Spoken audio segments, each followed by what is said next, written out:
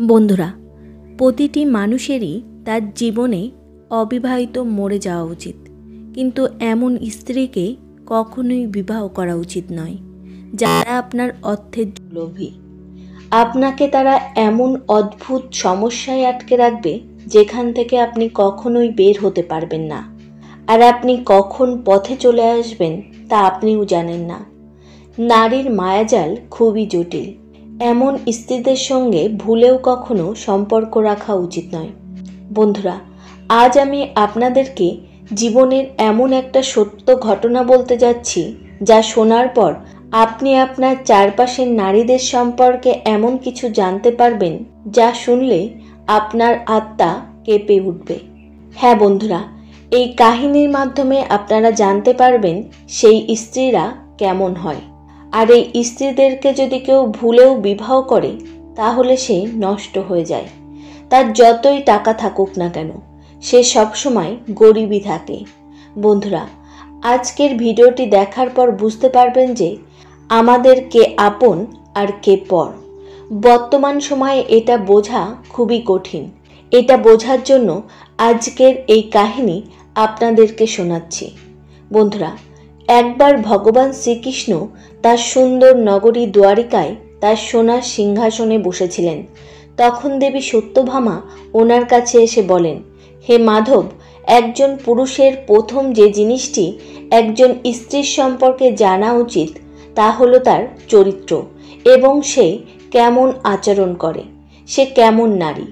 দেবী সত্যভামার কথা শুনে ভগবান শ্রীকৃষ্ণ বললেন, হে দেবী সত্যভামা, আজ আপনি এমন কথা কেন বলছেন? যাই হোক, আপনি আজ আমাদের যা বলেছেন তা সত্য। প্রত্যেক ব্যক্তিরই কারো সাথে বিবাহ বা সম্পর্কে প্রবেশ করা উচিত তখনই যখন আপনি তার সম্পর্কে সব কিছু জানেন। তখন দেবী সত্যভামা বলেন, হে প্রভু, আমি আজ আপনার কাছে এসেছি আমার এই প্রশ্ন সম্পর্কে জানতে যে সেই মহিলাটি কে। দয়া করে এই বিষয়টি সম্পর্কে বিস্তারিত ব্যাখ্যা করুন। তখন ভগবান শ্রীকৃষ্ণ বলেন, হে দেবী সত্যভামা, আজ আপনি আমাকে এই প্রশ্নটি করেছেন যেটি কলিযুগের সমস্ত মানুষের জন্য খুবই গুরুত্বপূর্ণ। কারণ আজকের এই কাহিনীর মাধ্যমে আমি আপনাকে বলতে যাচ্ছি যে মহিলার মধ্যে এই দোষগুলি রয়েছে, তাহলে সেই মহিলা বিবাহ বা বন্ধুত্ব কোনো ধরনের সম্পর্ক বজায় রাখার যোগ্য নয়। দেবী সত্যভামা, আমি একটি খুব সুন্দর কাহিনীর মাধ্যমে আপনার প্রশ্নের উত্তর দেব, যা শুনলে আপনি আপনার উত্তর পেয়ে যাবেন। তখন দেবী সত্যভামা বলেন, হে প্রভু, দয়া করে আমাকে সেই কাহিনী বলুন। আমি অবশ্যই সেই কাহিনী পুরো মনোযোগ দিয়ে শুনব এবং এই কাহিনী সারা পৃথিবীতে ছড়িয়ে দেব। বন্ধুরা, কাহিনী শুরু করার আগে কমেন্টে জয় শ্রীকৃষ্ণ অবশ্যই লিখবেন। তারপর ভগবান শ্রীকৃষ্ণ দেবী সত্যভামাকে সেই কাহিনী শোনানো আরম্ভ করেন। হে দেবী সত্যভামা, এটি প্রাচীন কালের কথা। একটি নদীর তীরে অবস্থিত কুকয়া নামক গ্রামে এক অত্যন্ত দয়ালু রাজা বাস করতেন। সেই রাজার খুব উদার হৃদয় ছিল এবং তার 2 রানী ছিল। সেই রাজা তার স্ত্রীদের খুব ভালোবাসতেন। সেই রাজা তার প্রজাদেরকে ততটাই ভালোবাসতেন যতটা ভালোবাসতেন তার 2 স্ত্রীকে। একদিন ভগবানের কৃপায় সেই রাজার ঘরে একটি পুত্র সন্তান জন্ম নেয়। আর এই খুশিতে রাজা তার দরবারে একটি নৃত্য সম্মেলনের আয়োজন করেন এবং আশেপাশের গ্রামের কিছু স্ত্রীরা এই নৃত্য সম্মেলনে অংশগ্রহণ করেন। সন্ধ্যার সময় ছিল এবং নাচের পরিবেশনা শুরু হয়েছিল। তখন রাজা হঠাৎ এক সুন্দরী স্ত্রীকে দেখতে পান। তার নাচ দেখে রাজা মুগ্ধ হয়ে যান, কারণ স্ত্রীটিকে স্বর্গ থেকে নেমে আসা অপ্সরার চেয়েও কম মনে হয়নি। রাজা তার সৌন্দর্যে মুগ্ধ হলেন। নৃত্য সম্মেলন শেষ হলে রাজা তার মন্ত্রীকে ডেকে বললেন, মন্ত্রী, নৃত্যশিল্পে আমার একটি মেয়েকে পছন্দ হয়েছে। তুমি তার কাছে গিয়ে আমার বিয়ের প্রস্তাব দাও। রাজার কথা শুনে মন্ত্রী মেয়েটিকে বিয়ের প্রস্তাব দেয়। মেয়েটি রাজার আনা প্রস্তাব শুনে অবাক হয়ে যায় এবং মেয়েটি মন্ত্রীকে বলেন, আমাকে একটু সময় দিন, আমি ভেবে বলবো, কারণ হঠাৎ করে এই বিয়ের প্রস্তাব মেনে নিতে পারছি না। খুব শিগগিরই জানাবো। কিছুদিন যেতে না যেতেই মেয়েটি বিয়েতে রাজি হয়। তারপর কিছুদিন পর রাজা সেই মেয়েকে বিবাহ করেন। তারপর কয়েক বছর পর ছোট রানীর 2 ছেলে হয়। এখন এই রাজার মোট 3 জন রানী ছিল এবং সেই রাজার 3 পুত্র ছিল।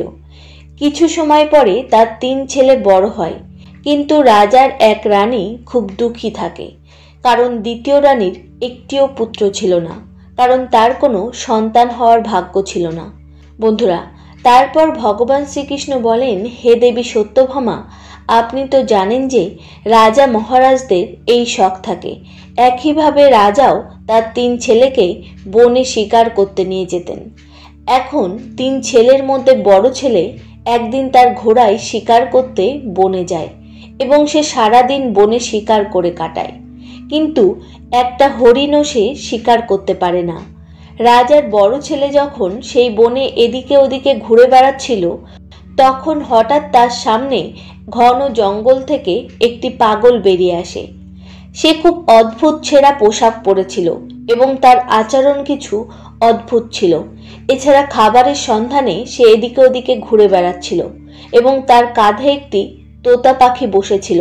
সেই লোকটি আর ওই তোতা পাখির মধ্যে খুব গভীর বন্ধুত্ব ছিল। বন্ধুরা, তারপর ভগবান শ্রীকৃষ্ণ বলেন, হে দেবী সত্যভামা, রাজপুত্র শিকারের জন্য এই বনে গিয়েছিল। সেই ব্যক্তিকে এমন বনে ঘুরে বেড়াতে দেখে সে ওই পাগলের কাছে গিয়ে তাকে বলে, তুমি কে এবং এখানে বনে কেন ঘুরে বেড়াচ্ছ? কিন্তু পাগল লোকটি কিছু বলল না, কারণ পাগল চেহারার লোকটির খুব খিদে পেয়েছিল। পাগল লোকটি খাবারের সন্ধানে ঘুরে বেড়াচ্ছিল। যখন রাজপুত্র বুঝতে পারলেন যে তিনি খাবারের সন্ধান করছেন, তখন রাজপুত্র তার ব্যাগ থেকে কিছু লাড্ডু বের করে পাগলের হাতে দেয় এবং ক্ষুধার্ত লোকটি লাড্ডু দেখার সাথে সাথে সেগুলো খেতে শুরু করে। এদিকে রাজপুত্র পাগলটিকে জিজ্ঞাসা করে, তুমি কে এবং কেন এই ঘন বনে একা ঘুরে বেড়াচ্ছ? তোমার পরিবার কোথায়? এই কথা শুনে পাগলের হাত থেকে লাড্ডু পিছলে মাটিতে পড়ে যায় এবং পাগলের চোখে জল ভরে যায়।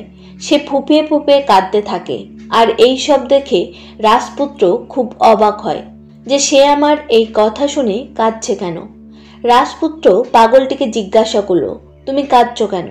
তখন ওই পাগলের কাঁধে বসে থাকা তোতা পাখিটি বলল, হে মহারাজ, আমার মালিকের পুত্রের কারণেই তার এই অবস্থা। সে বনে ঘুরে বেড়াচ্ছে। তিনি ছিলেন একজন রাজা।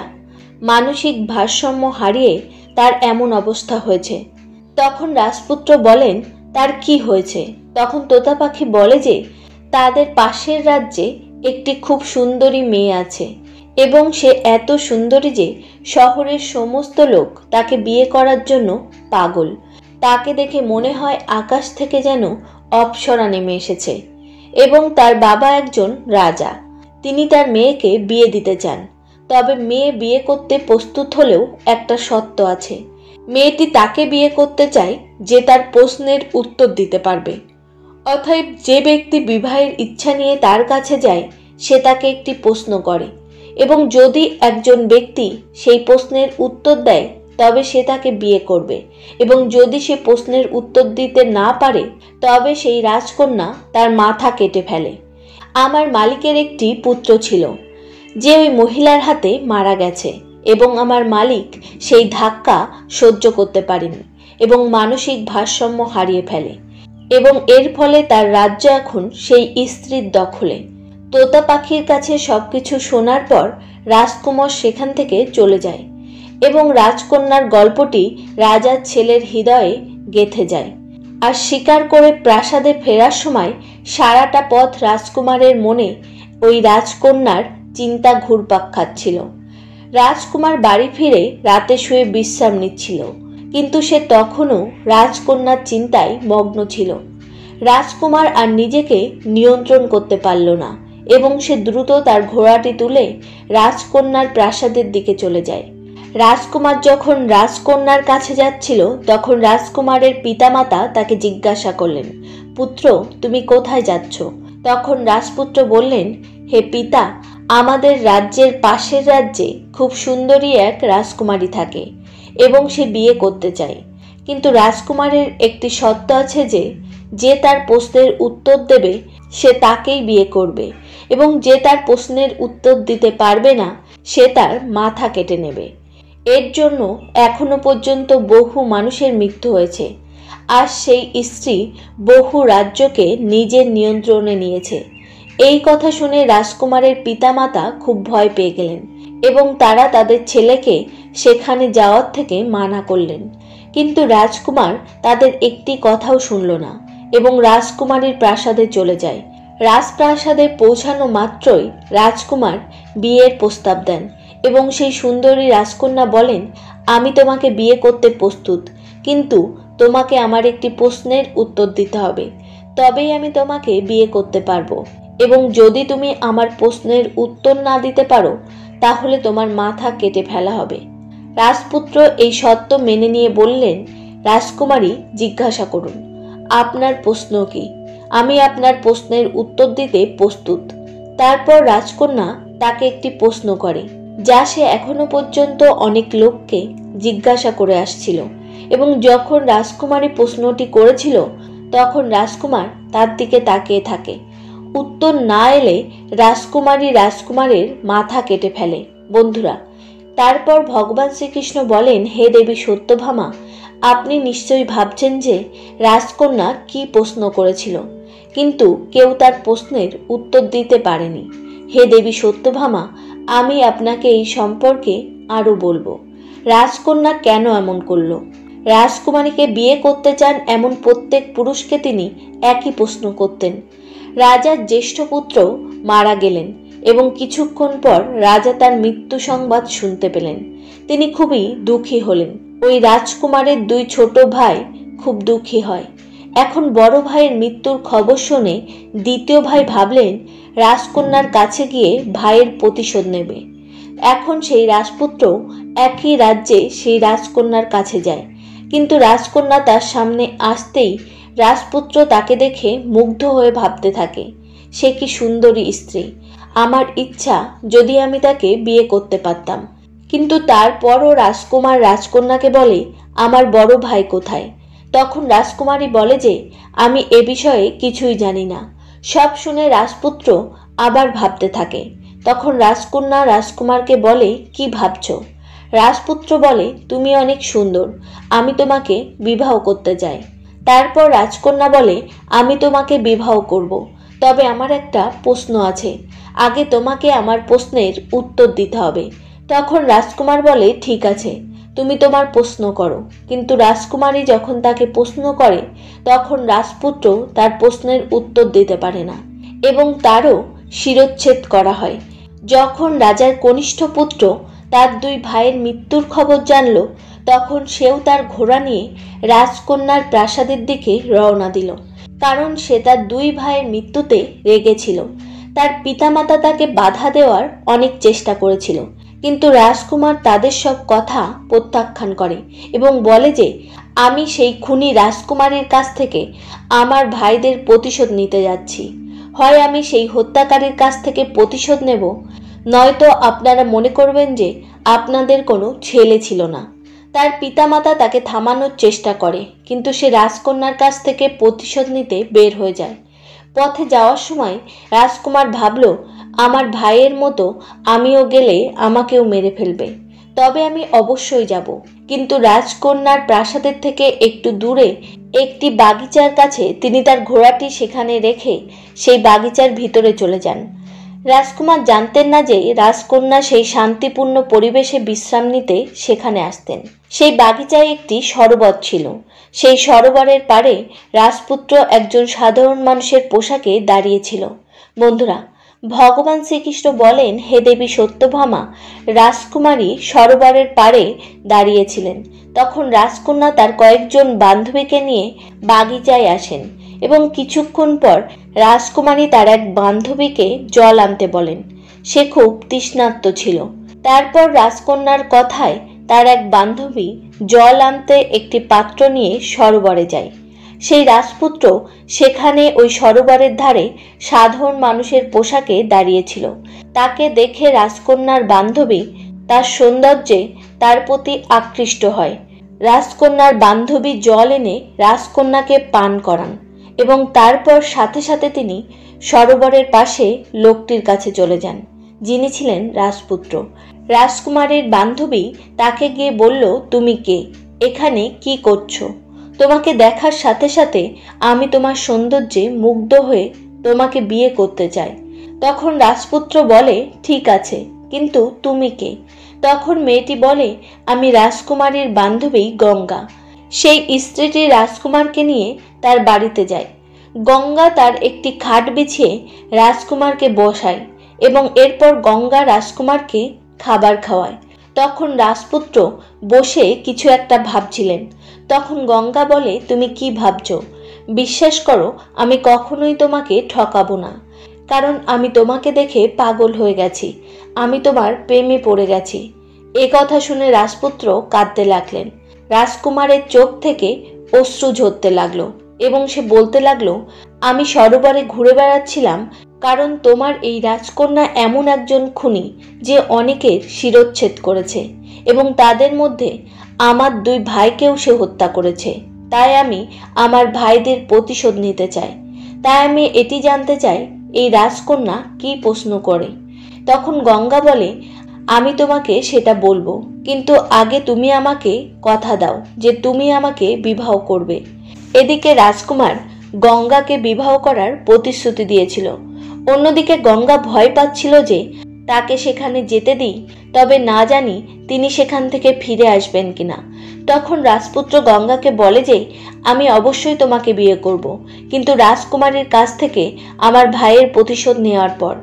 রাজকুমার গঙ্গাকে এই কথা বললে গঙ্গা রাজকুমারকে বিশ্বাস করে এবং গঙ্গা রাজকুমারকে রাজকুমারীর কথা বলে এবং গঙ্গা বলে যে তিনি কেবল প্রত্যেক ব্যক্তিকে জিজ্ঞাসা করেন একটাই প্রশ্ন, যে গুল সরোবরের কাহিনী কি।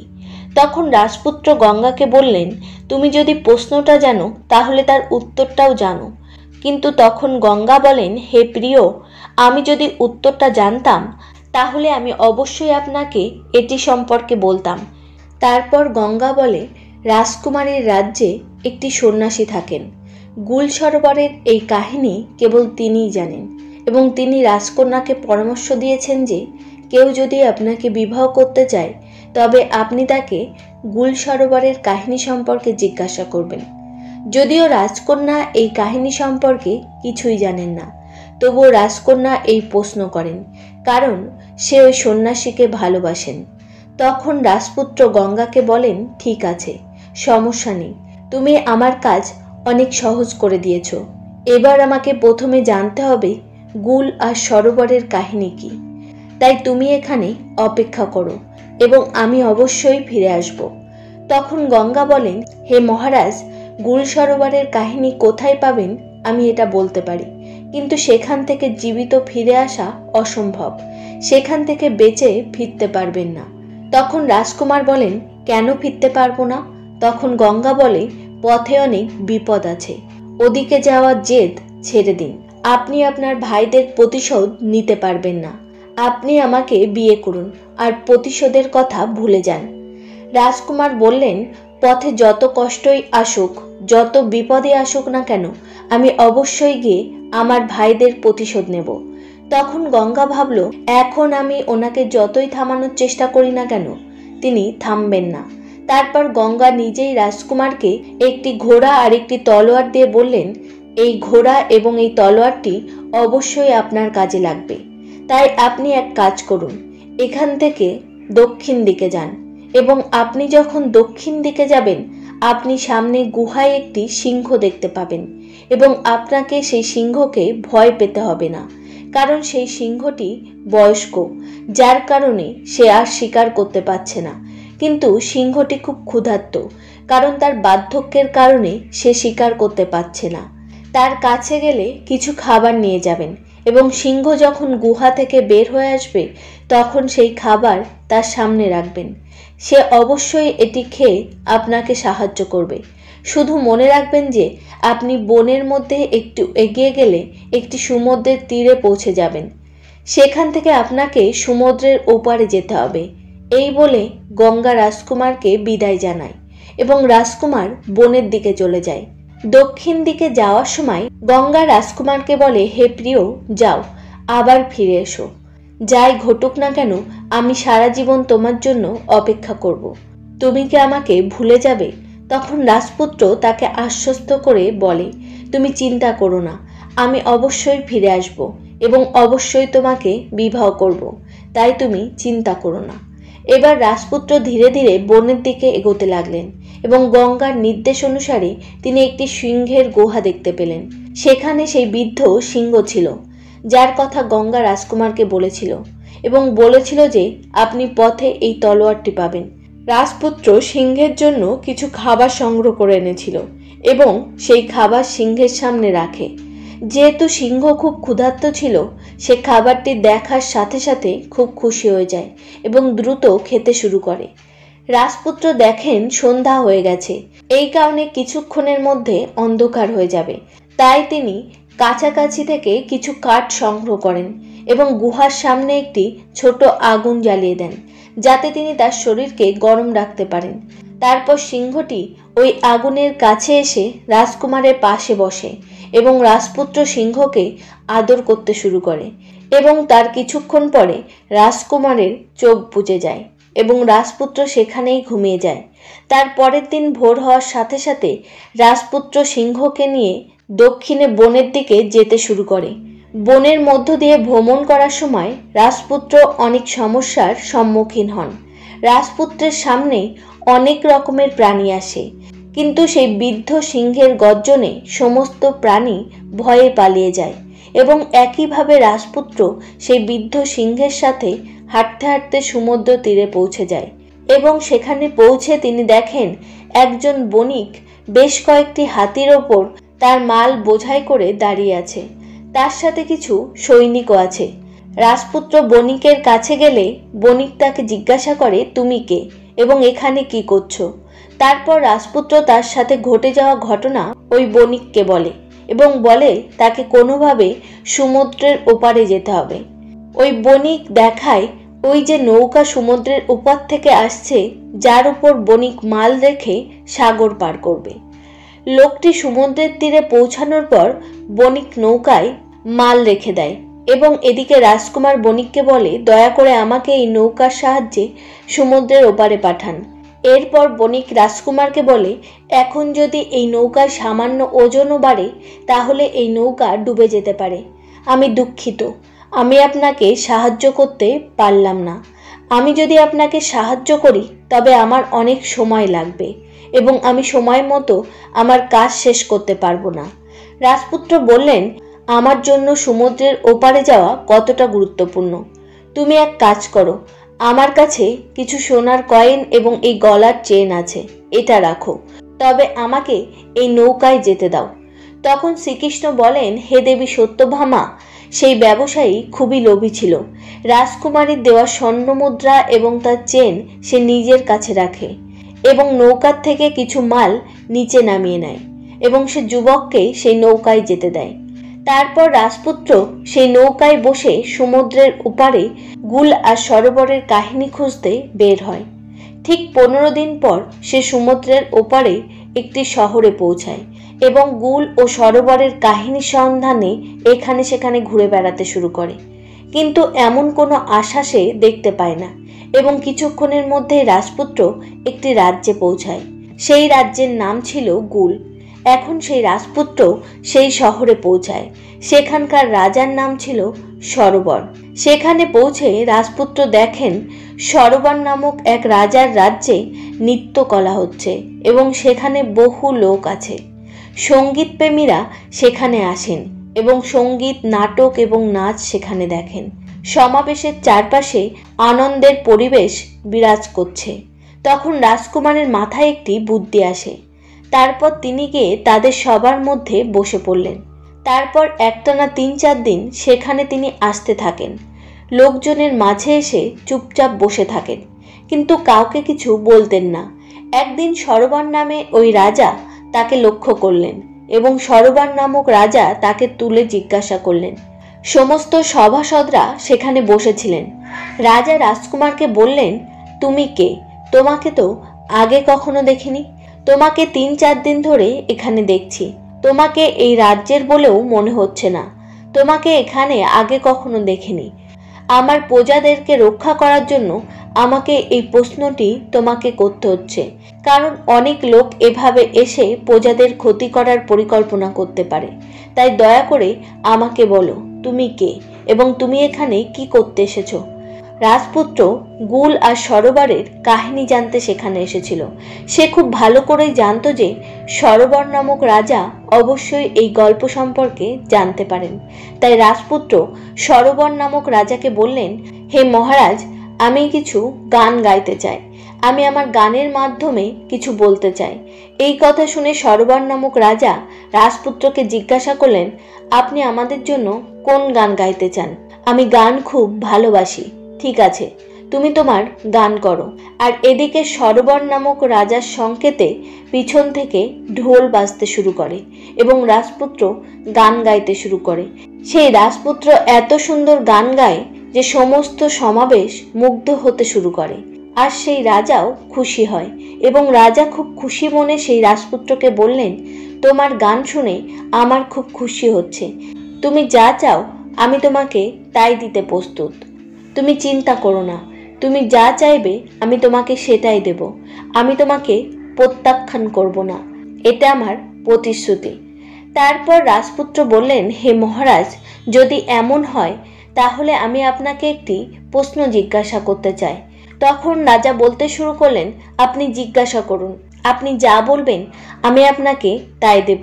তারপর রাজপুত্র বললেন, হে মহারাজ, আমি কিছুই চাই না, শুধু গুল আর সরোবরের কাহিনী শুনতে চাই। তখন রাজপুত্রের কথা শোনা মাত্রই সরোবর নামক রাজার ঘাম ঝরতে থাকে। তিনি বললেন, আপনি কি চেয়েছেন? আপনি যদি আমার কাছে আমার সমগ্র সাম্রাজ্য চাইতেন আমি আপনাকে সেটাও দিতাম, কিন্তু আপনি আমাকে কি প্রশ্ন করেছেন? আমি এই কাহিনী জানি, কিন্তু আমি সেটা আপনাকে বলতে পারবো না। তখন রাজপুত্র বললেন, মহারাজ, কিছুক্ষণ আগে আপনি নিজেই বলেছিলেন যে আপনি যা চাইবেন আপনাকে তাই দেব। আপনি আমাকে এটি প্রতিশ্রুতি দিয়েছিলেন এবং আপনি একজন রঘুবংশীয় রাজা। একবার প্রতিশ্রুতি দিলে সে মারা যায়, কিন্তু সে তার কথার খিলাপ করে না। তাই আপনি আমাকে গুল আর সরোবরের কাহিনী বলুন, এই কাহিনীর রহস্য কি? তখন রাজা বললেন, আমি আপনাকে গুল ও সরোবরের কাহিনী বলবো, তবে মনে রাখবেন কাহিনী শেষ হওয়ার পরেই আপনার মাথা কেটে ফেলা হবে। আপনি যদি এতে একমত হন তাহলে আসুন, আপনাকে গুল আর সরোবরের কাহিনী বলবো। রাজপুত্র বললেন, ঠিক আছে, আপনি আমার মাথা কেটে ফেলুন, তবে কাহিনীটি বলুন। এবার রাজা বললেন, ঠিক আছে। তখন রাজা মন্ত্রীদের ইশারা করলেন। তারপর রাজা তার চাকরদেরকে কারাগার থেকে কিছু আনার নির্দেশ দেন। তখন সেই রাজপুত্র সেই দিকে মুখ করে বসেছিলেন। তখন তিনি দেখেন চাকররা একটি সুন্দরী মেয়েকে নিয়ে আসছেন। তার শরীরে পুরানো ছেঁড়া জামা কাপড়, তার হাতে পায়ে শিকল বাঁধা, সে হাঁটতেও পারছিল না। আর ওই মেয়েটিকে রাজার চাকররা মারধর করছে। তখন রাজপুত্র এই দৃশ্য দেখতে থাকলেন। সে মনে মনে ভাবল, এটা কি? আমি কিছুই বুঝতে পারছি না। এই রাজা এই মেয়েকে কেন রেখেছে? তারপর রাজার চাকরেরা সেই মেয়েটিকে নিয়ে মহারাজের সামনে দাঁড় করালো। এবার রাজা বলা শুরু করেন, আপনি জানতে চেয়েছেন গুল সরোবরের কাহিনী কি? তাহলে শুনুন, আমার নাম সরোবর, আর গুল আপনার সামনে শিকলে বাঁধা মেয়েটি। তখন রাজপুত্র বলতে লাগলেন, মহারাজ, আপনি সরোবর আর এই মেয়েটি গুল, মানে এটা আপনারই গল্প। মহারাজ বললেন, হ্যাঁ, আমার গল্প। রাজপুত্র বললেন, তাহলে আপনার চেয়ে ভালো কে বলতে পারবে? মহারাজ বললেন, শোনো, আমাদের গল্প কি। বিয়ের আগে একবার বনে গিয়েছিলাম শিকারে। সেখানে এই মেয়েটি তার বান্ধবীদের সাথে বাগানে বসেছিলেন। তখন ভগবান শ্রীকৃষ্ণ বললেন, হে দেবী সত্যভামা, সরোবর নামক রাজা এই সব বুঝিয়ে দিচ্ছেন। সেই দিন আমি যখন ঘোরাঘুরি করতে করতে বাগানে পৌঁছাই, তখন আমার চোখ পড়ল এই স্ত্রীর দিকে। গুল নামের এই স্ত্রী আমার সামনে দাঁড়িয়ে আছে। যখন আমার চোখ পড়ল, আমি তার সৌন্দর্যে মুগ্ধ হয়ে যাই এবং আমি এই স্ত্রীর সৌন্দর্যে এতটাই মুগ্ধ হয়েছিলাম যে আমি তার সৌন্দর্যে পাগল হয়ে গিয়েছিলাম। আমি এই স্ত্রীকে দেখে আমার সব কিছু ভুলে গিয়েছিলাম। কিন্তু তার আগেই এই মেয়েটি আমাকে তার কাছে রেখে জিজ্ঞাসা করলো যে আপনি কে, আপনি কোথা থেকে এসেছেন, আপনার নাম কি এবং আপনি এখানে কি দেখছেন। তখন আমি বিভ্রান্ত কণ্ঠে উত্তর দিলাম যে আমার নাম সরোবর। আমি তাকে বলি আপনি এত সুন্দর যে আমি আপনার দিকেই তাকিয়ে আছি। তারপর আমি কিছু জিজ্ঞাসা করার আগেই মেয়েটি আমাকে জিজ্ঞাসা করলো আমাকে বিয়ে করবে।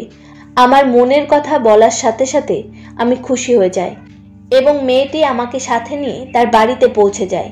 সে তার মায়ের কাছে গিয়ে আমাকে বিয়ে করার জন্য জোর করতে থাকে। সে বলে আমি বিয়ে করলে তার সাথেই করব, না হলে আমি মারা যাব।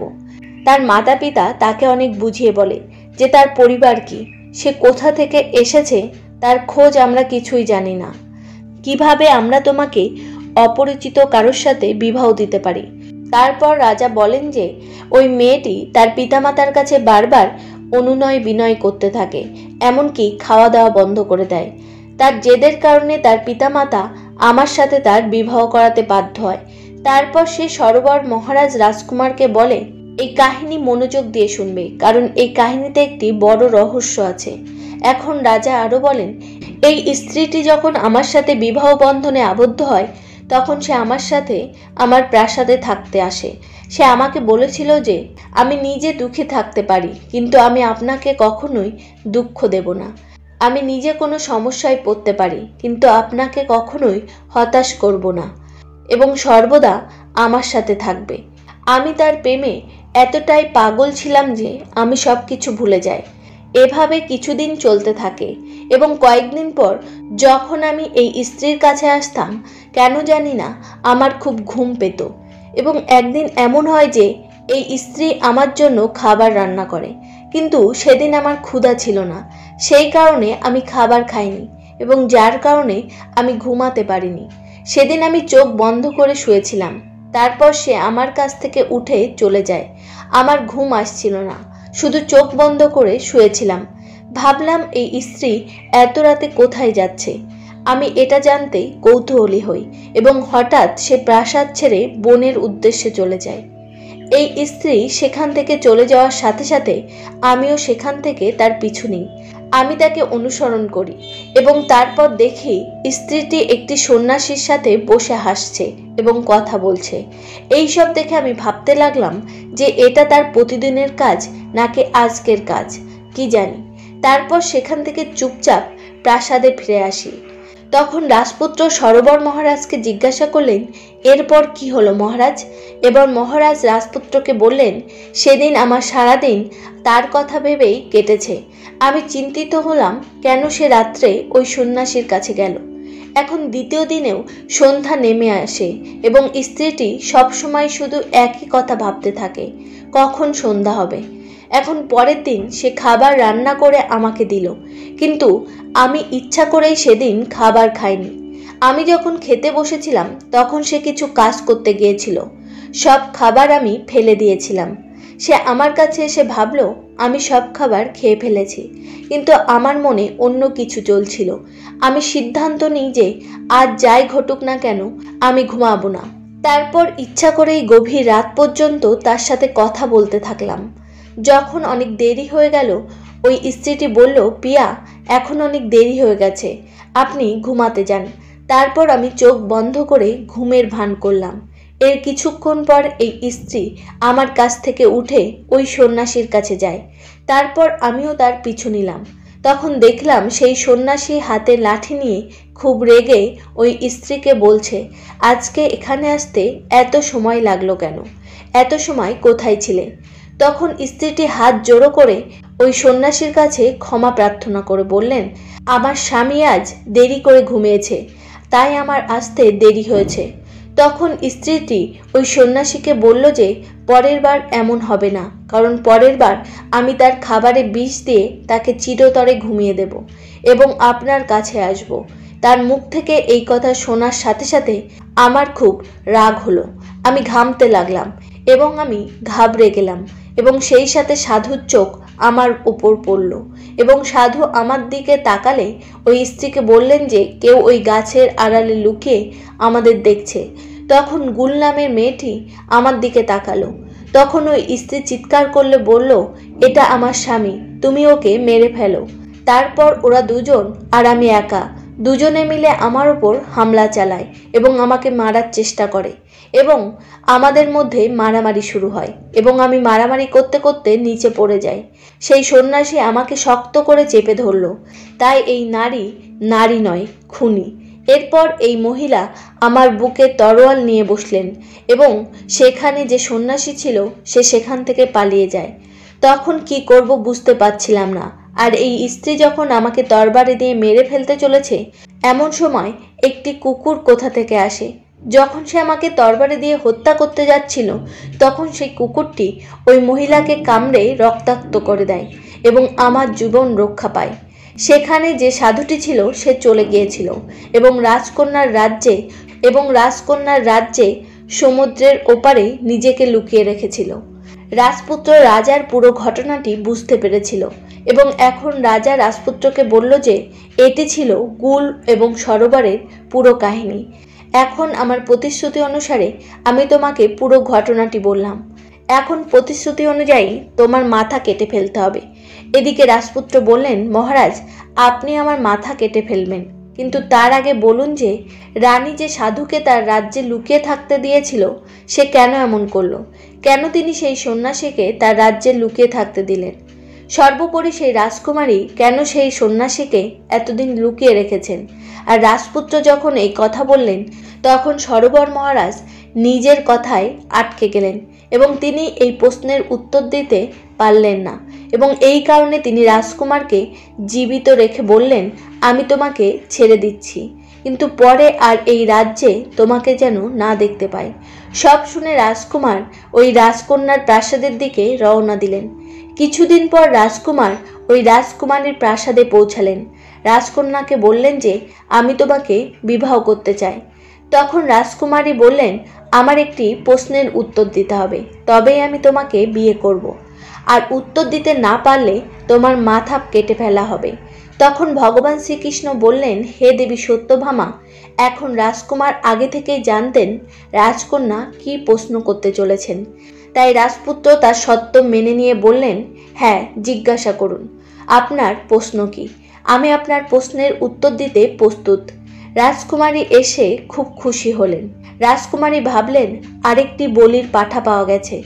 এরপর সে রাজকুমারকে গুল এবং সরোবরের কাহিনী সম্পর্কে জিজ্ঞাসা করলেন, কিন্তু রাজকুমার বললেন যে আমি আপনাকে কাহিনীটি বলবো, তবে আপনি এই কাহিনী শুনে আপনার রাগ নিয়ন্ত্রণ করতে পারবেন না। রাজকন্যা ভাবে, এই কাহিনীতে এমন কি আছে যা শুনলে আমি রেগে যাব। এটি উপেক্ষা করে রাজকুমারী রাজকুমারকে কাহিনী বলতে বললেন, কারণ রাজকন্যা সন্ন্যাসীর প্রতি তার ভালোবাসায় অন্ধ হয়েছিলেন। এখন রাজপুত্র কাহিনী বলে। কাহিনী শেষ হওয়ার সাথে সাথে রাজকন্যা জিজ্ঞাসা করে, এই গল্পে এমন কি ছিল যার জন্য আমি রেগে যাব? রাজকুমার বললেন, যে সাধুর প্রেমে তুমি অন্ধ, সেই সাধু গুল সরোবরের সেই সাধু। সে সেখান থেকে পালিয়ে সমুদ্রের এপারে তোমার কাছে এসে লুকিয়ে আছে।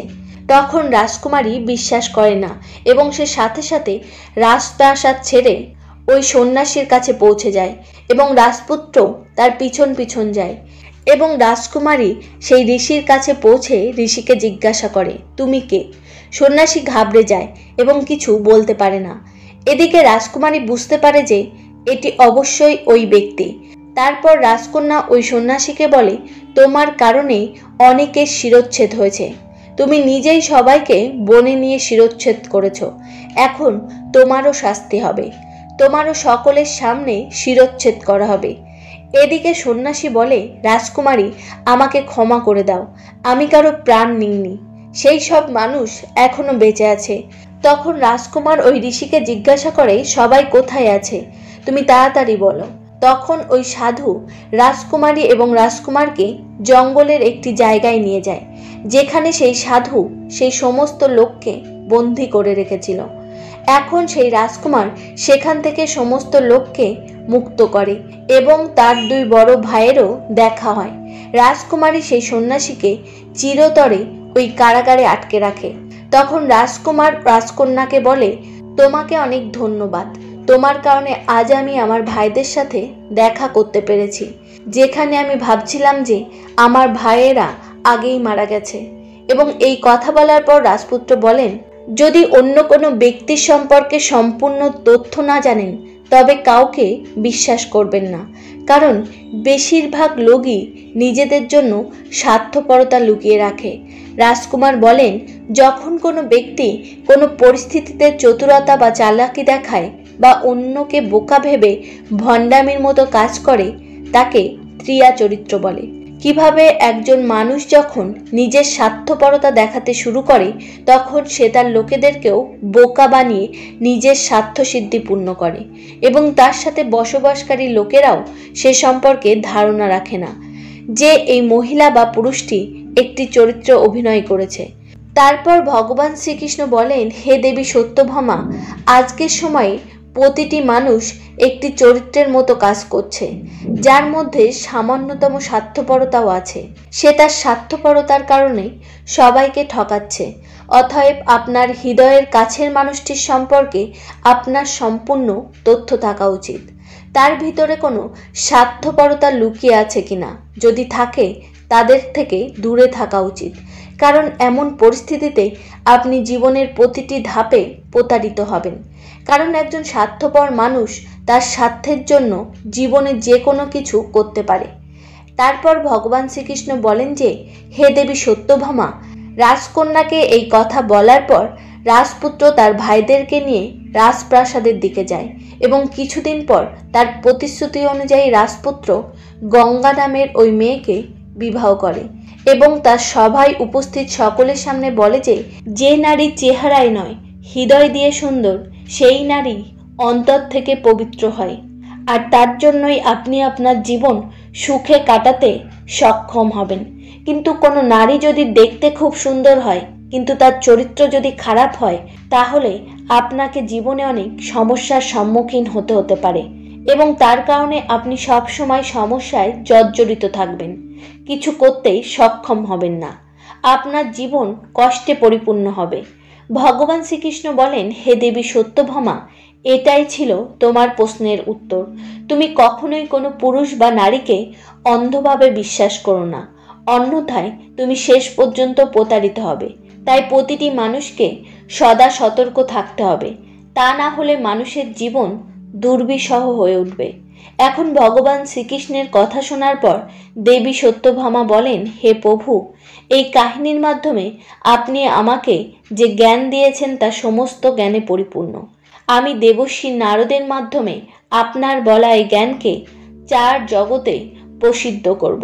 বন্ধুরা, আপনারা সবাই এখন নিশ্চয়ই বুঝতে পেরেছেন কিভাবে আমাদের সবসময় মানুষের থেকে সতর্ক থাকা উচিত, তা না হলে আমাদের সর্বদা অনুতপ্ত হতে হবে। বন্ধুরা, আমি যে কাহিনী বললাম তা আপনাদের কেমন লাগলো কমেন্টে অবশ্যই জানাবেন, এবং ভিডিওটি আপনাদের বন্ধুবান্ধবদের সাথে শেয়ার করতে ভুলবেন না। আর আপনাদের যদি এই কাহিনী ভালো লেগে থাকে, চ্যানেলটিকে সাবস্ক্রাইব করে পাশে থাকা বেল আইকনটা টিপে দেবেন। দেখা হচ্ছে পরবর্তী কোনো কাহিনীতে। তত সময় নিজেদের খেয়াল রাখবেন। ধন্যবাদ।